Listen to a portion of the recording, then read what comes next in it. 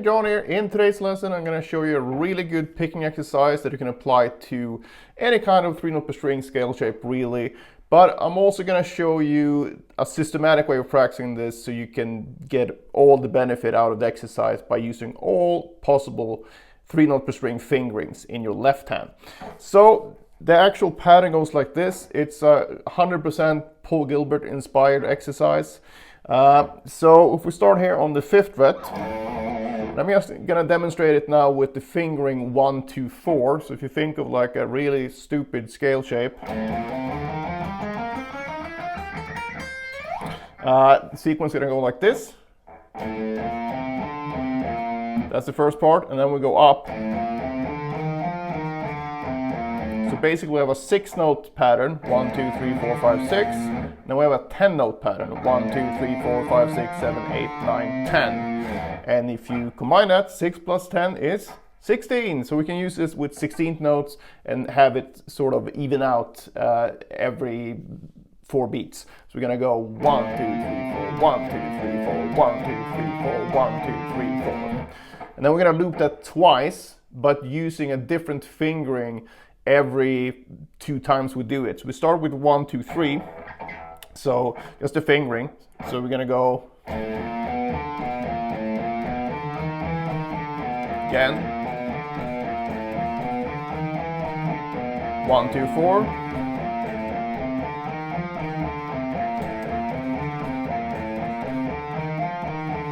One, 3, 4.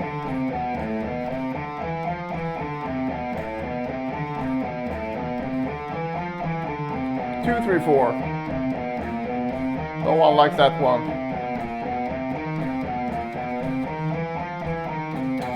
And now, instead of restarting, we're gonna restart on the next string group. So from 2, 3, 4, then we restart on the A string here. So we're gonna go.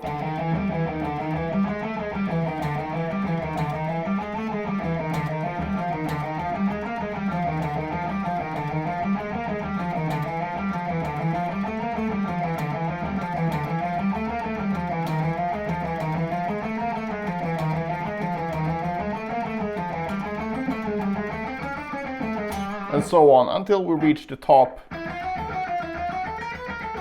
And you do the same thing here. So once you've done the last fingering twice, we basically stop on this note, and then we're gonna restart and we're gonna flip everything. So it's still gonna be 6 notes and 10 notes, so 16 notes in total, but we're gonna do it in the opposite way. And now we're gonna start with 2, 3, 4. So we're gonna go. That's our 6-note pattern, 1, 2, 3, 4, 5, 6. And then we have our 10-note pattern, 1, 2, 3, 4, 5, 6, 7, 8, 9, 10. So we do the same thing, but now the last string group, or the last fingering here on each string group will be 1, 2, 3 instead. So I'm just gonna do it from the B and E string here and show you where the shift occurs. So 2, 3, 4 first.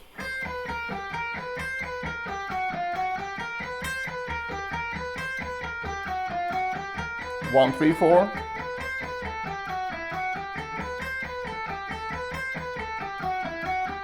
1, 2, 4.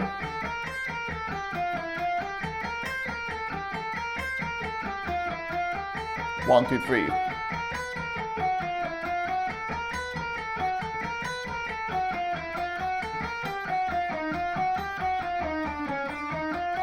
So again, the shift happened here second time around with 1, 2, 3. Right, so that's where you shift to the next one. Then you do the same thing going all the way back down again. And as always, I suggest doing this at a slower tempo than what I'm doing in here. It's just so you don't fall asleep watching this video. Generally, if I practice myself, I probably would sit around something like this.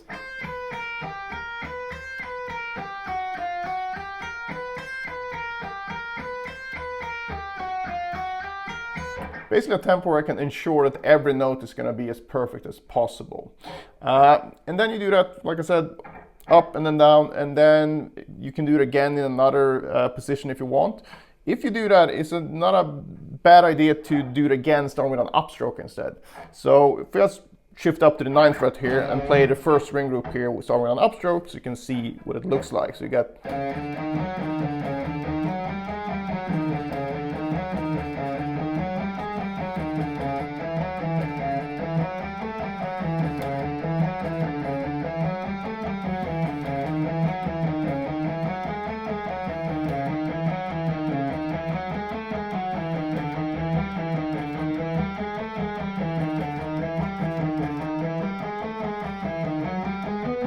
and so on. And you want to make sure that it sounds exactly the same as the downstroke version.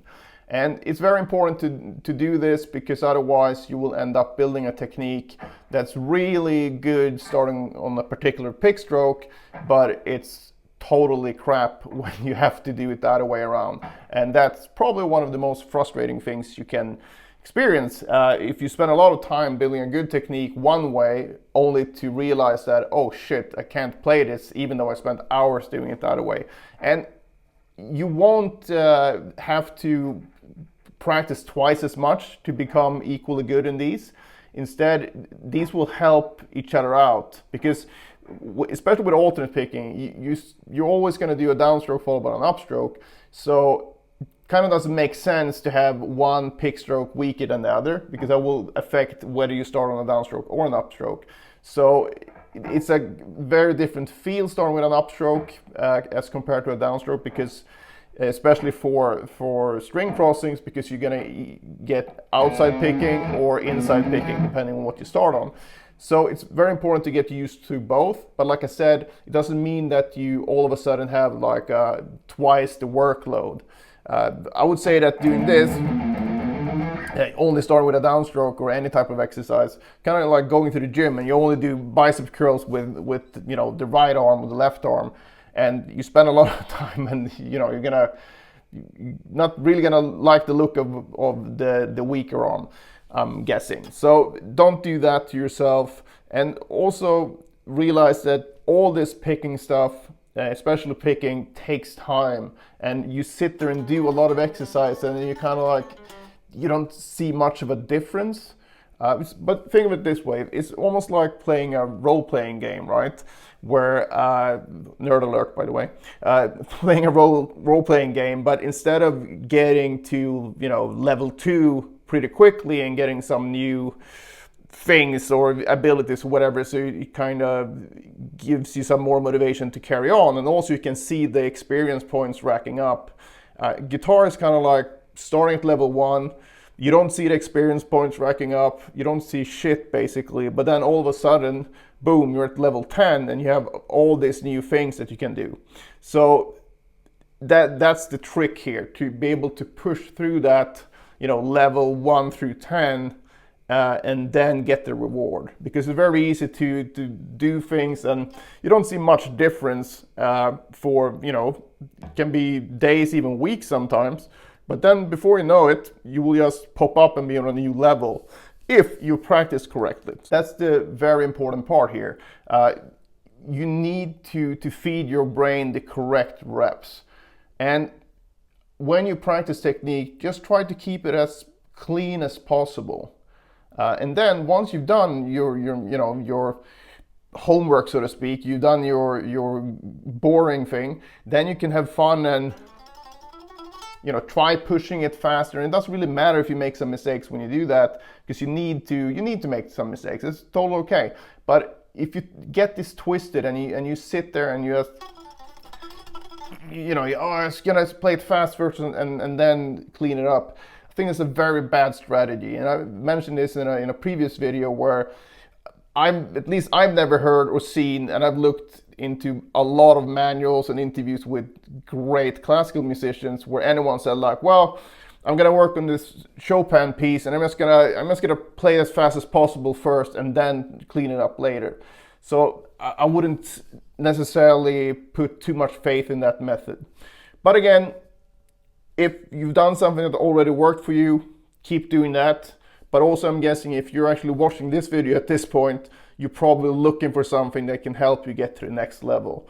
And I've never not seen putting a lot of great reps in work, right? That's a surefire way of doing it. Maybe there's more efficient ways of doing it, but I feel like when you get all these great reps in, you really teach your brain what you want it to do, and then that will become the new normal, the new habit. But downside is it's boring and it takes a lot of time to do. But I really think the results are worth it. So if you're looking for something that can really improve your technique, try a shit ton of reps, but a shit ton of good reps. And while you will have results during the way, it won't happen in a week or two. You need to put in a lot of work over a longer period of time. So think of it in like 3 months increments instead, and then look back like, okay, did I improve during these last 3 months?